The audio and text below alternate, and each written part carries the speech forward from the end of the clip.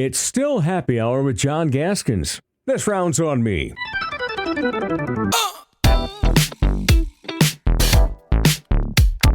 Well, today was the first day of high school football practice for most teams in South Dakota.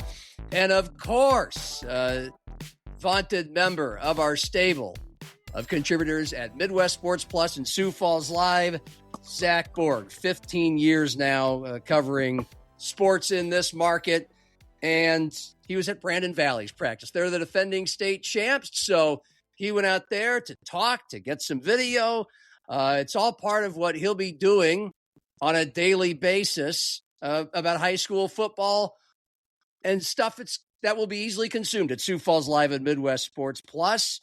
And Zach is doing all this as part of a new role, a full-time role. He's with us full-time. So it's good to see Zach today. We'll talk about BV, but congratulations. It's well-earned that you're going to be with us every day and doing all kinds of stuff, which you've already been doing for the last year.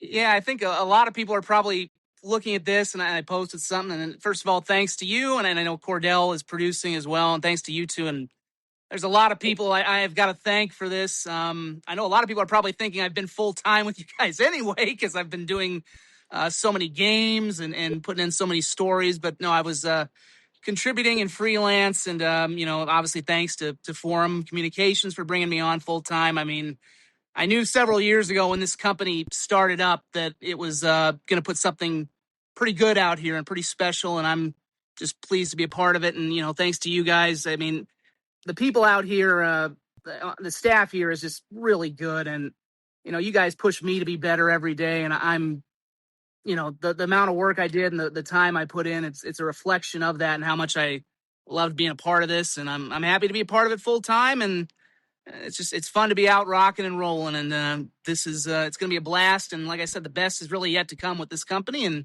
hope everybody watching is subscribing and getting on board, because this doesn't go without the people who are watching and consuming this.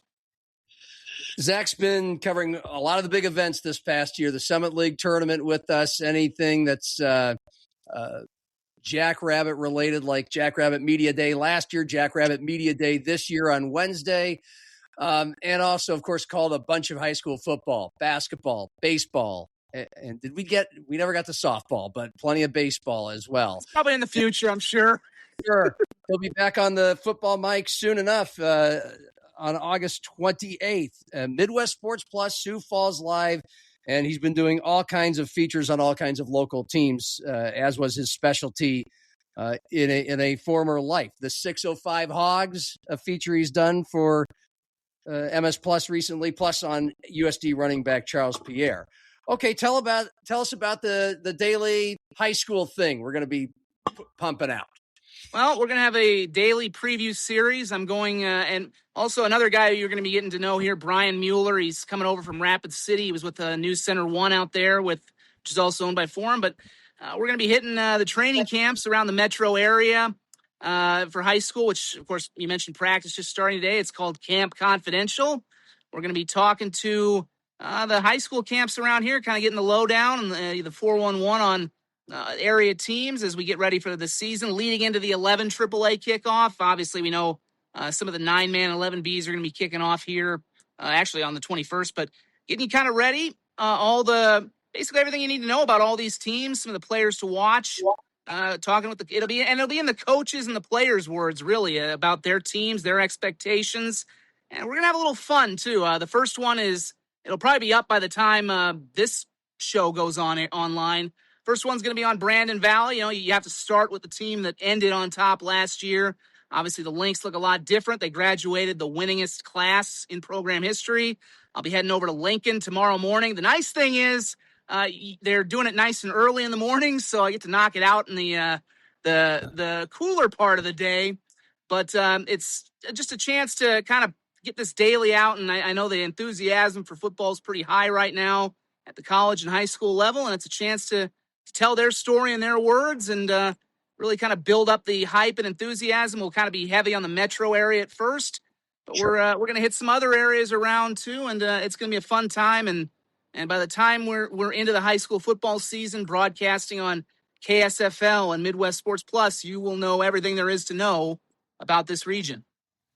So Brandon Valley and Lincoln, they have squared off in the state championship game each of the last 2 years. Lincoln won it 2 years ago, Brandon Valley last November.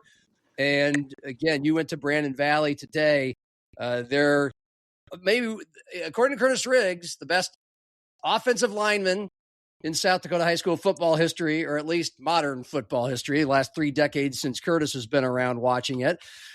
He's gone along with Briggs Knutson, their senior steady hand quarterback, Levi Veskerna, running back. He's off to the University of Sioux Falls, and some others. But would you put Brandon Valley at number 1 in your preseason poll? Are they the team to beat? Oh, Zach's kind of shaking his head. Not so sure. I wouldn't put them there yet. I mean, they only really have 3 guys returning on each side of the ball, and that's And again, you mentioned that offensive line. It's not just Hudson Parliament, who's now at the University of Iowa. They lost. I mean, they're going to have 5 new offensive linemen. It's not just Hudson, and that's a big piece in and of itself, even if it was just Hudson. But I will say they got some pretty good size along that offensive line coming in. I think they've got one kid who's 6'8" already. Jack Blomgren's brother, who, we know that name from baseball season, and he's going to be a pretty good receiver. He's one of the returning guys. Jack Blomgren's brother is a mountain already. They've got a couple of bookend tackles that look like they're going to be pretty good size. So I think that line it's going to take some time. They're opening with one of the Omaha schools. I think it's Westview, if I'm not mistaken, off the top of my head. So that's kind of an interesting challenge. They got to go down to Omaha on game 1 as part of that new scheduling agreement we've got with the Sioux Falls schools. So I think it's going to take some time. Obviously, they've got a quarterback battle. Will Van Loer, who had kind of split some time last year with Briggs when Briggs kind of had that illness, injury, whatever you want to call it. So they do have a little experience at quarterback. The backup last year for Veskerna was pretty good. Now he gets to get his chance. Maddox Mueller. Yep. And I mentioned that, even though that Blomgren's going to be more of a baseball player in college, pretty explosive wide receiver. They like their tight ends, but it's a lot to replace. I don't know where the first poll is going to show them. I think by the end of the year, it's going to be a pretty good team, but they might have to work some bumps through. But last year also showed them, hey, they lost to Jefferson in the regular. I think that was a game you might have called, actually. Yeah, field goal. They lost the Jefferson game. Yeah. And it did show them that, hey, you can lose some games, but you can pick yourself off the mat and you can be fine and you can learn through that. So I think by the end of the year, they're going to be fine and a team that can maybe make a run, but they're going to be different. It's going to maybe take them some time to adjust. You have to be, because, again, that was the winningest senior class in program history. You can't – if they just pick it up where they left off, that's going to be pretty darn impressive. So if they're not quite number 1, then, Lincoln's got Brody Schafer coming back, and they had a lousy defense all year last year, and they still almost won the state title because it was Brody Schafer had some great weapons to the rescue. Some of those weapons are gone, but is Lincoln the team to beat then? They might be, although, again, you mentioned those weapons, and I'm going to talk to them tomorrow. They're going bright and early from 7 to 10 in the morning, so apparently losing a state title kind of lights a fire under your rear end. Mikey Roach is gone. It'll be interesting, but that defense was pretty young, so maybe that is a factor. Maybe they've grown up a little bit.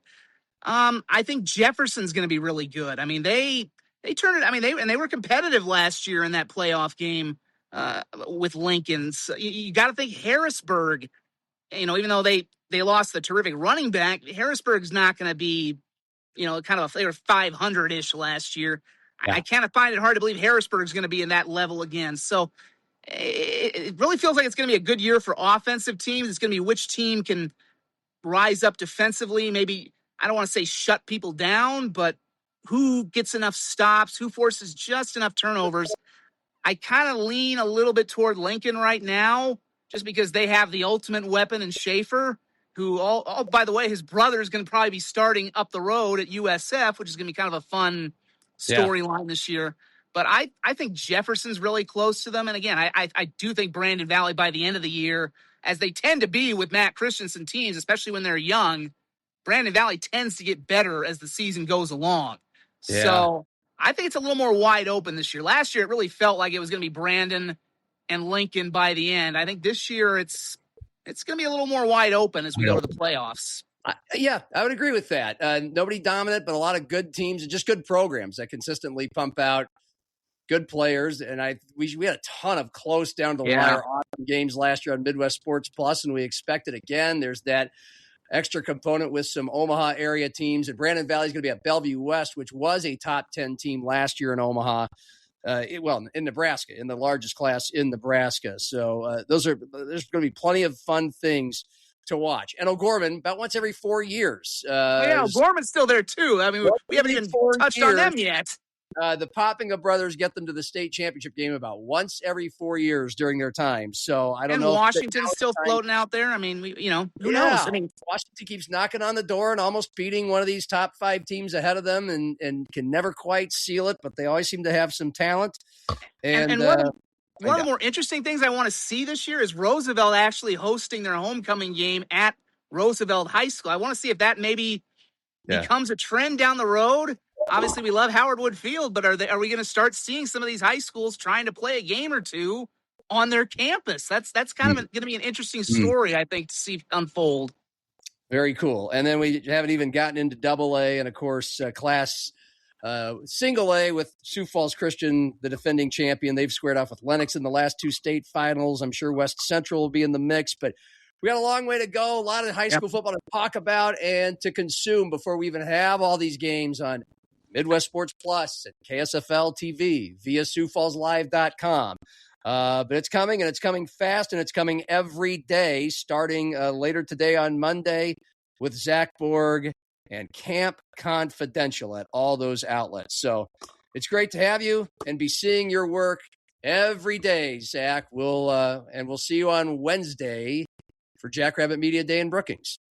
Thanks for having me on, John. Again, it's just can't say enough. It's great to be a part of this team, and it's just the fun stuff's really beginning, and I'm proud to be a part of helping build this thing, and it's something special here. And I hope people are really consuming this and enjoying, and I'll be pumping this the tires for this thing as long as I can, and I'm just really proud. And again, thank you, and thank everybody who's supported it, because it's something special, and I'm proud to be a part of it.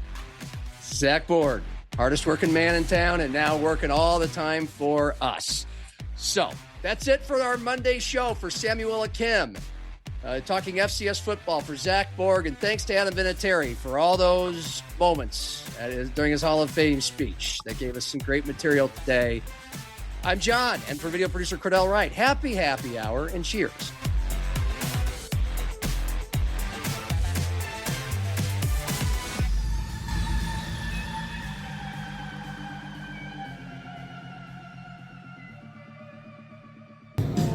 You need anything else, John?